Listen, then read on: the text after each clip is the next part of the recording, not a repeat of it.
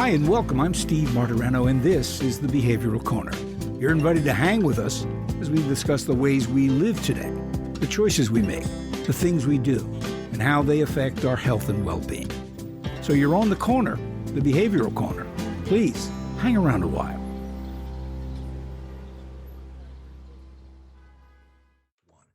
Hey everybody, hi and welcome to the Behavioral Corner. My name is Steve Martirano.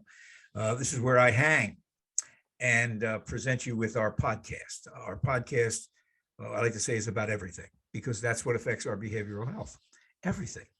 And to that end, we wait on the corner here, and great and interesting people fall by.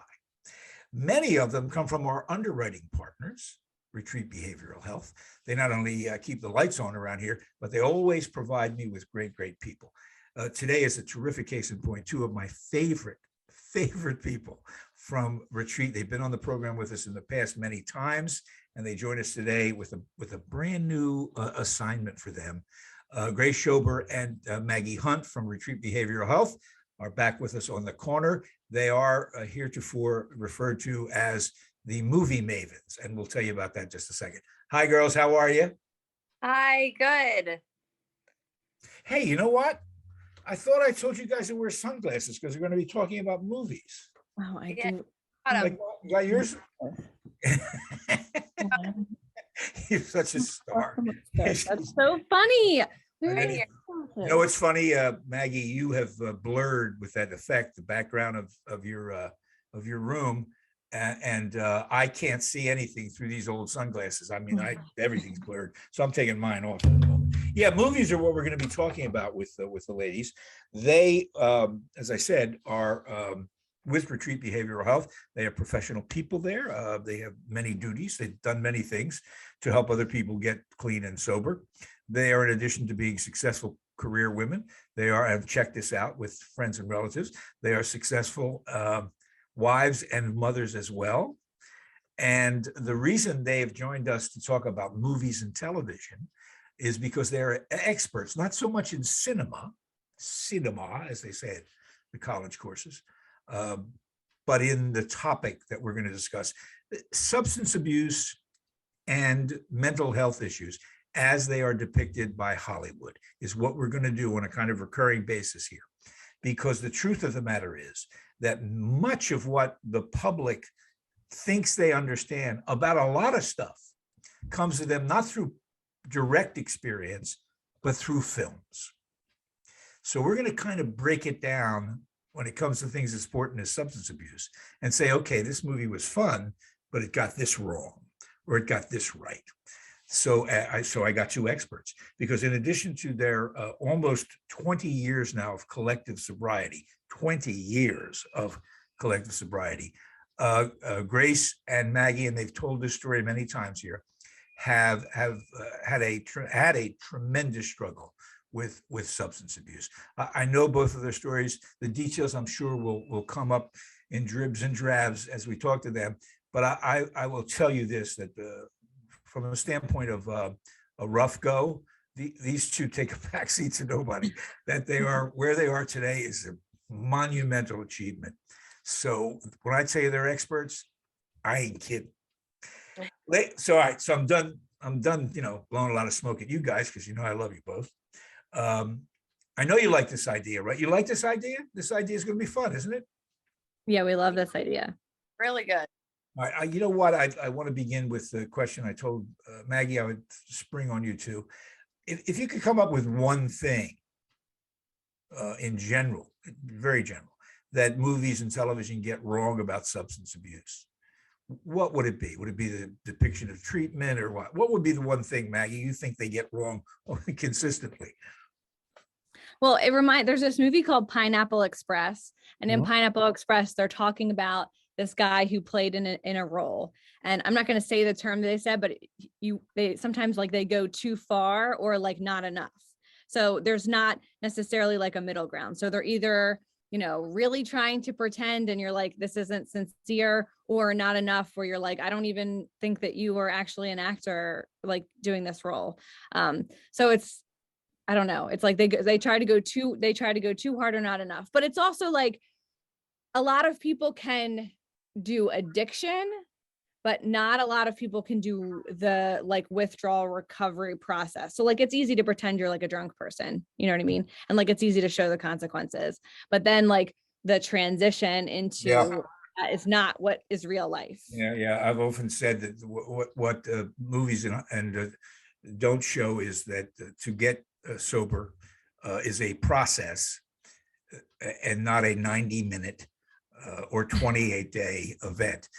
Grace, for you, what's the thing they get wrong?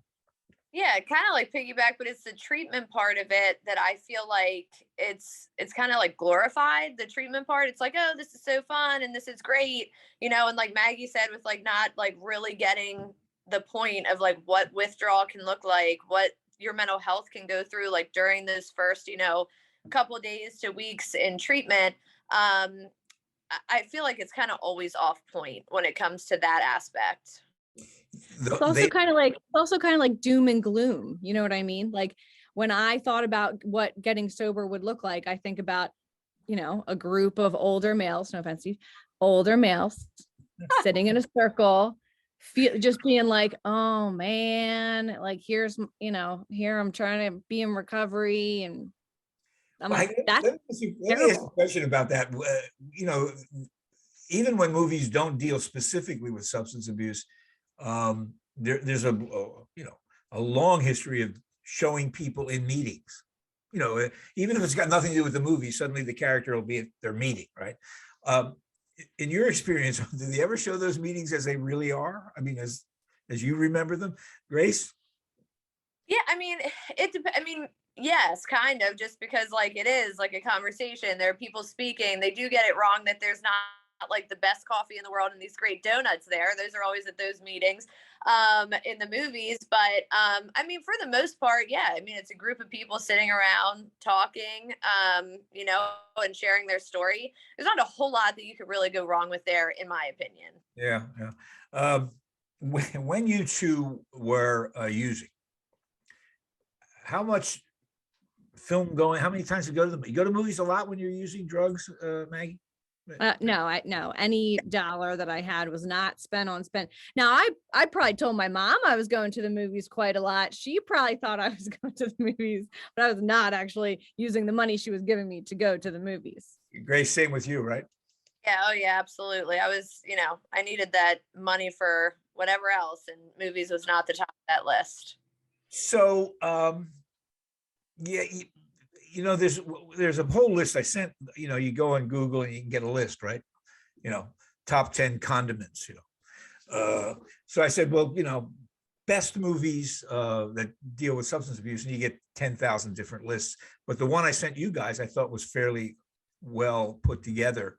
And one at the top, I don't know if these are in order, but one at the top goes right to the issue you just said. I don't think I've ever seen a better depiction of the 24/7 life of somebody trying to stay high than Drugstore Cowboy, the Matt Dillon movie for 20 years ago now, where they are, low-level thieves robbing drugstores to support their habit. It's an all-day thing, right? It's all day, all the time, copping, then getting more money, then worried about how long, am I going to be able to stay high before I have to do it again? Have you ever run into a movie that really shows that kind of hustle, Grace? Yeah, I mean, I have. I think, honestly, for me, the movie The Fighter, when it comes to Christian Bale, I think that kind of depicts that like perfectly. Like it is a nonstop, all the time, that's what he's focused on. He's got things in between, but that would be one movie I think that kind of like pops to the forefront of my mind when I think of like, that is really the life day in and day out of like somebody who's struggling with addiction. On that list I sent you, I know you guys have like favorites on that list. You both jumped at the Leonardo Dicaprio movie, right? Mm-hmm. Yeah, I mean, I was brought to tears by that movie because of That's Basketball Diaries, by the way. The Basketball Diaries with Leonardo. I was brought to tears the first time I saw that movie, which was I was not yet sober when I saw or had even been to treatment when I saw that movie, and I didn't know, you don't wake up and know what addiction is going to look like for you. You know what I mean? But when I saw Leonardo DiCaprio pounding on the mother's door for $5, I was like, I was a mess, because that is what it looks like at the end of the day. Not any of these other things. Like you're, screaming, yelling at your mom for $5. You know what I mean? Like anything, any ways and means. And like, I remember being like shocked. And but you were still, you were using when you saw it? Yeah. And then you went out and got high, right? For sure. Yeah. Yeah, but you I almost probably didn't even make it through the whole movie because I probably nodded out and was asleep or something.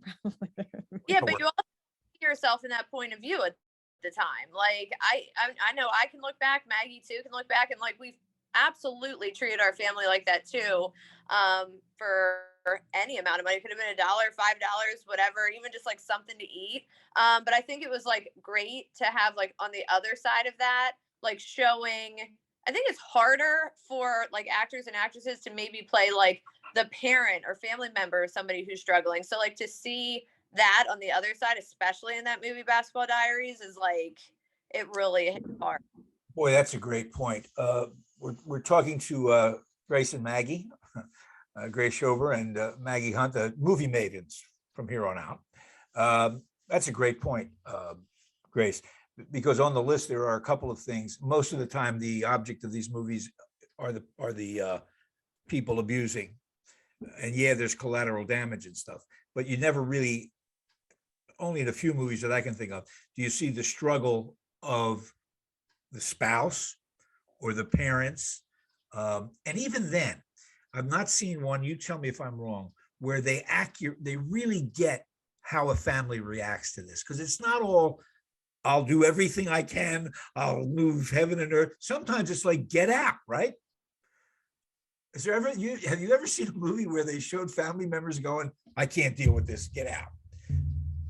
There was 2 movies that came out recently within the past 10 years. I think one was Julia Roberts was there, and that was called Ben is Back. Right. And that, she had the son from a different marriage and had a younger siblings, and they, couldn't come around the younger siblings. That one was pretty decent. And then the other one was Steve Carell. I think it's Beautiful Boy. Is that the right one? Where he desperately tried. Yes. It's based on a now true that story. one, he, was like, I'll do what, do whatever and never give up and all that kind of stuff. But, yeah, those 2 movies, I think that they did a good job too. I think it was Andy Garcia, maybe Meg Ryan on When a Man Loves a Woman. She has an alcohol problem, and he is driven to, despair trying to keep his wife together and the family as well. But, again, sometimes they get the periphery of these stories right. Other times they don't. I wonder what you two think. And again, we will get into this in some detail when we talk about the movie specifically. But do you think too often they don't intend to glamorize these stories? But if you put 2 movie stars in a movie, even if you're depicting them behaving badly, they're still movie stars, right? Grace, you mentioned A Star Is Born. I mean, you could miss the fact that this is about a guy in real crisis. I mean, I don't want to give away the ending, but it ends badly for the Bradley Cooper character. Do you think that's just the natural problem with, when Hollywood tackles a problem, they put attractive movie stars in it, and sometimes it doesn't look real? Yeah, absolutely. That can happen in movies, but I will say that they're getting paid like, so much money. And so they are losing weight. They're, kind of make them look a little bit dirty, like Mila Kunis in that, the name's escaping me right now, of that movie. She was just in like the last 4 Good Days. Like she looked rough. I'll tell you right now, I think she's like a beautiful woman, but she didn't look like that in the movie. So I think they are like Maggie said, within like the past however many years, they're getting better with making them look worse. But there are absolutely movies where you're just like, wow, like they look way too good to be struggling right now. Yeah. Yeah, well, I mean, everybody loved Silver Linings Playbook. I mean, it's just, by the way, it's a Christmas movie. You know that, don't you? It's now like a Christmas movie. And in this area, because it's a local thing and everything. But with regard, with all due respect to every woman who ever lived in Delaware County, Jennifer Lawrence is the best looking woman ever to come out of Delco in the history of Delaware County. And you just go, wait a minute. And Bradley Cooper. That was a story, actually, as you guys know, of two people traumatized, one with real mental health issues, anger management and bipolar disorder, on meds, in treatment, court ordered, and a woman whose husband died tragically, and it derailed her. But that's sort of gone. And suddenly it's two quirky people, right? They're just quirky. So as much as I love that movie, I would, if we were going to grade that, I would go, I don't know. How do you feel about it in terms of the message?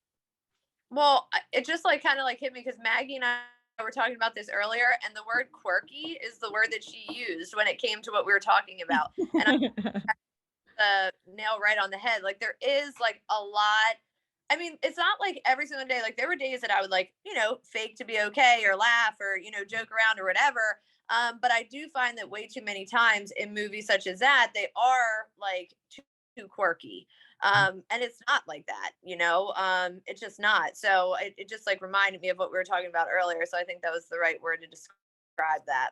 If you think back on the film, the only person who seems really, and again, they made it quirky. The only person who seems really put out by his son's condition is De Niro, the father.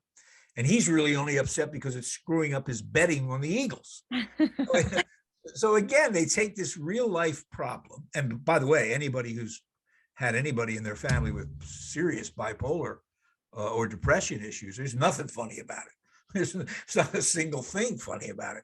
But this is what we want to do with the program Movie Mavens. We don't want to rain on your parade, because Silver Linings is a terrific movie. But you should not form your opinion about depression, anxiety, or bipolar disorder by the way those two behave. I mean, you got to be careful about that. So if we can be some help in steering you in the right direction, then this will be not only fun, but we think worthwhile.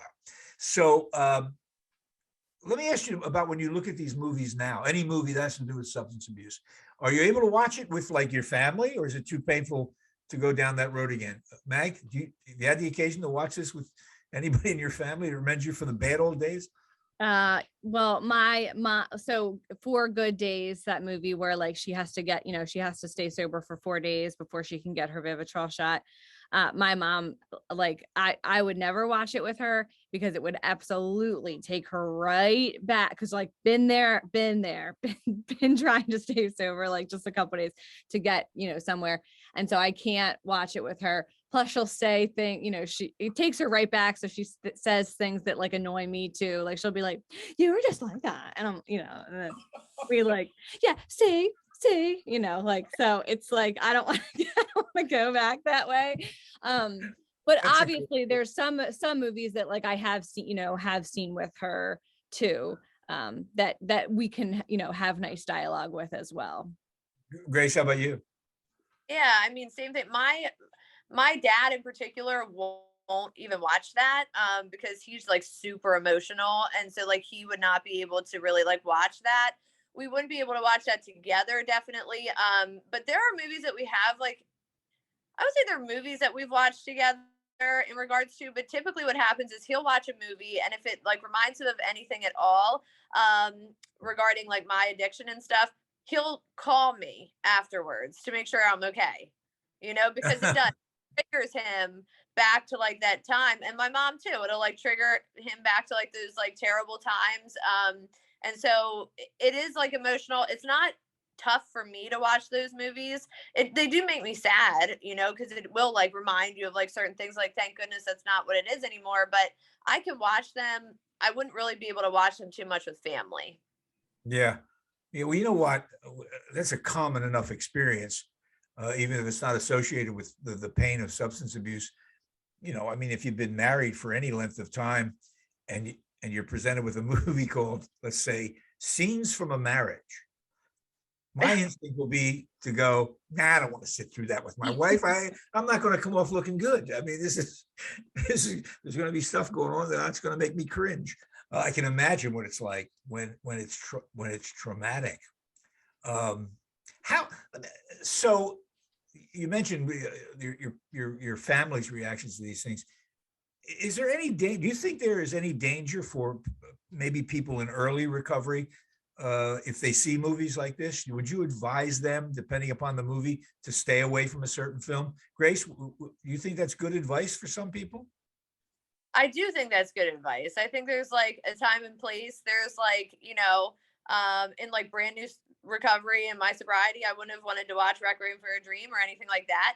And I just think that there are things that can be, because like your mind's not like healed yet and you don't feel like totally healed. And so like some of these things that are meant to not be glamorous kind of almost trigger in your mind, like you miss that, or there is like this glamour factor to it. It's kind of hard to explain. I know Maggie knows exactly what I'm talking about, but like, I used to watch Intervention because I'd be like, oh, that reminds me of like, I know I can't do it, but it reminds me of it.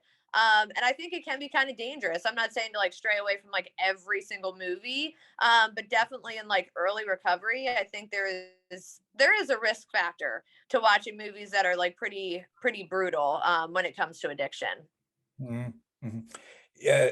The other thing, we're going to start talking about some television shows as well. Intervention is one troubling. I found it troubling. Again, my role here now is just the facilitator. My only background in substance abuse is what these experts have told me for years now. I've heard a lot of stories, but I will yield to anybody. But the reality-based stuff that Hollywood is now cranking out strikes me as problematic, because I think when you turn it into, first of all, you allege it to be real, which is troublesome. It's one thing if you make it up, but when you allege it to be real, and then make it episodic and there's a formula to Intervention. It's the same show every week, culminating in that moment. I wonder whether, that kind of stuff does any good or ill. Maggie, do you sometimes think there are ethical issues with the show? For instance, show where they'll show you people shooting up. Well, I was just going to say, I learned how to smoke heroin on Intervention. So like, literally, I was like at home, didn't have certain things. I'm like, you know what? I feel like on that show on Intervention that I saw that I can do this. And then I did, so yeah. I would also, they glorify it because it's like that sex and fast, it sells, right? I was thinking about Denzel Washington, American Gangster. Like I could not watch that in early sobriety. Now, I was not an American gangster at all, but like in my mind, I have like part of addiction and mental health issues are these grandiose ideas, these grandiose thoughts, like my life is the only normal one. So I would have thought that I was this type of baller that he was, but it was just triggering because, that's the type of life that you want to live as a drug addict and an alcoholic and, but it's not real life. Yeah, that's a great point. Grace, you mentioned before we started recording here, speaking of Denzel, the motion picture Flight. And again, we won't get deep into it, but he plays a airline pilot that miraculously saves a bunch of lives when the plane is about to crash. Just miraculous. You have to see it. But buried in there was a story of his substance abuse. Do you find that odd that they sort of snuck that in? Well, to be honest with you, I'm not sure if I ever really noticed that they sped by the fact that he's an alcoholic. Because again, like I like watched the movie, but I didn't like see like a whole lot going up to it. But I think that, I think it would have been maybe helpful for some people to hear that first, or to kind of understand like what happens like throughout. But that movie, like in particular, I don't think that movie is like super duper triggering. Like there are things that could be, but I think it's a really, really good depiction on alcoholism, consequences of alcoholism, all that, which I also think, like back to your first to your first point, what's missing in a lot of movies, not all of them, but in a lot of movies is like actual consequences, for certain actions and behaviors and things like that happen. It's like, oh, this just kind of happened, and and again, not for all of them, but in that movie in particular, I think the progression of it, the consequences of it, and like the absolute inability to not drink even under certain circumstances was like super powerful. Yeah, it's very rarely will they show you someone who has every opportunity to turn it around and then messes up. And that really, and when you see that, I'm sure for you two guys, it has the absolute ring of truth, because no matter what, he shouldn't take that drink, but he does. So powerful is that disease. You know what? Another thing about flight, and I'll let it go with this. One of the reasons I like this idea is that I think you're probably like me as well. I have the occasion watching stuff. If it's a courtroom drama and I'm really into it, I like it, I always say to myself, I wonder if lawyers think this is all nonsense, right? Can you do that in a courtroom? I don't know, right? Or a medical drama. I wonder what nurses think of this nonsense. But in flight, then Washington, as the pilot, has to do some dramatic flying to save the lives of the people. And my brother-in-law is a pilot for United Airlines, has been for years. So I picked up the phone and I said, Tom, have you seen Flight? And he went, yeah. I went, before I could ask him, he went, no, you can't do that. No, you can't do that. I said, okay, thanks, hung up. And then, that's what we're trying to get to. We're trying to get to those moments in movies about substance abuse where no matter what else is going on, somewhere something is not right. This point, and then I want to pivot to a couple of television shows we're going to be watching too. Very often, no matter what the story is about or how accurately they're depicting it, because we know it's going to end in 120 minutes or 90 minutes or whatever, it's sort of tied up into a little bow. The disease of addiction, until you get on top of it, is an ongoing process, correct? I mean, these movies that sum it all up in 90 minutes are kidding themselves. I'm bringing that up because I thought of another movie that and if you guys can find it someplace, it's hard to find because it's old. It's Al Pacino's breakthrough movie before The Godfathers and all that. It's called Panic in Needle Park. Oh, yeah. And Kitty Wynn and Al Pacino. It is, I believe, and again, I want you guys to watch it. We'll talk about it. I thought it was the most accurate depiction of two people bonded by their addiction. It looks like a love story, but it ain't. Two people in trouble, and its ending is so amazing because they just walk away, and they're going to go get high again. I mean, there's no resolution to that, which I understand is troubling because people do get sober.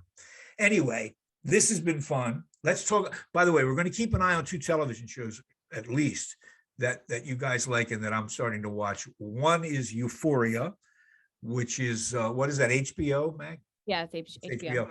It's 2 seasons or 3. It's a sensation. I think they just came out the second season. Yeah, it's a sensation. The youngins love it, and everyone else as well. Have you seen any of it, Grace? I haven't, but I will. I'll take a look at it. Yeah, it's something. It's really something. Great music, I understand. And the other one that just began, 3 episodes in, called Single Drunk Female, with drunk crossed out in the title. A young girl who loses it at work because she has a drinking problem and then has to go back to live with her mom. You've seen, Maggie, you said you saw them, right? Yeah, I watched the 3 episodes. Yeah, they were short. It was a short episode, it seemed. Yeah, like. they're really short. And we'll probably keep an eye on those. Those of you that are, at all following the corner. If there are movies that, and we'll put stuff up on social media to remind you, please let us know movies you think we should take a look at, topics we should cover, and we will do it. The Movie Mavens. Maggie Hunt, Grace Shober. I hope you guys are into this, because I know you're going to be terrific at it. You already have been. Yeah, great. So we'll put our heads together over the next couple of weeks. We'll come up with another show. We'll let you know when it's going to happen, and we'll all meet on the corner again. Okay. Sounds Looking good. forward Steve. All right, guys. Thank you again for your time. You guys follow us on Facebook and in your car. You can follow me in your car, whatever you like to do. We need to hear from you. Behavioral Corner. See you soon. Bye-bye. Retreat Behavioral Health has proudly been serving the community for over 10 years. Here at Retreat, we believe in the power of connection and quality care. We offer comprehensive, holistic, and compassionate treatment from industry-leading experts. Call 855-802-6600 or visit us at www.retreatbehavioralhealth.com to begin your journey today.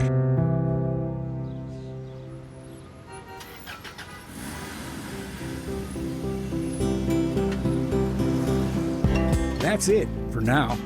And make us a habit, hanging out at the Behavioral Corner. And when we're not hanging, follow us on Facebook, Instagram, and Twitter on the Behavioral Corner.